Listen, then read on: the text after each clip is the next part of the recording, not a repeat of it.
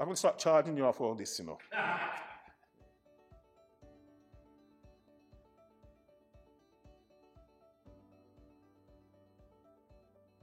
My name's Ashley Lewis. I'm a local lad, so Birmingham born and bred. I've always lived in the local area. So went to a local high school, finished school at 16, then out into the workplace. So lucky enough to get myself a decent corporate job. And then I've discovered my real passion, which is community development work, like empowering and developing people. And I've been doing it since I was 19 years old.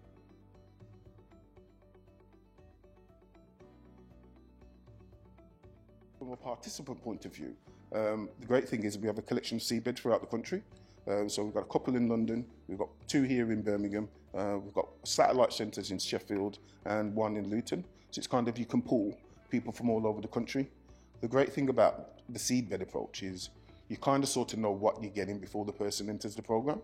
So you kind of get a room full of like-minded people, though they might have different backgrounds and different social experiences. All their ethos is bringing change in their local area and community. So it's kind of like you've got a room of like-minded people and the tutors are there to kind of throw petrol on their enthusiasm and kind of like get that fire burning.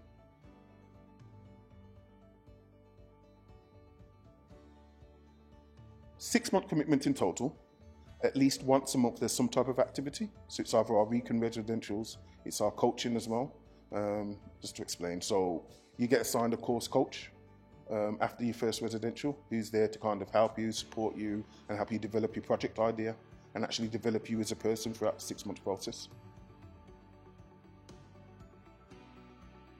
So the highlight of the programme for me is our residential trip to Holy Island. So to explain, Holy Island is a tidal island, so you only have access to it for a few hours a day. One of the great things we do, I didn't get it why we did it to start off with, but I do understand it now, is you get to walk across the sand once the tide's gone out. And it's just taking in the views, taking in the sides, and actually it built camaraderie amongst our team, you know, looking around in the sand, it's quite cold, and just the general environment itself, it's kind of like, so I may imagine an English village would have been like 30, 40 years ago. No one ever locks their doors, you know, all the shops close by 5 o'clock, you know, 160 people on the island, but there's 3 pubs. I just think that's kind of like a reward at the end of the trip. It's kind of like you sit back and you kind of spend some time reflecting, and actually you do realise that potentially some of the people on the course you're not going to see again for a good few months, a good couple of years, but due to the way that we've structured things, everybody on our course has stayed in touch. So there's some friendships, some partnerships there, and every so often we touch base just to give each other advice or encouragement. There isn't characteristics per se, because it's such a broad spectrum of people.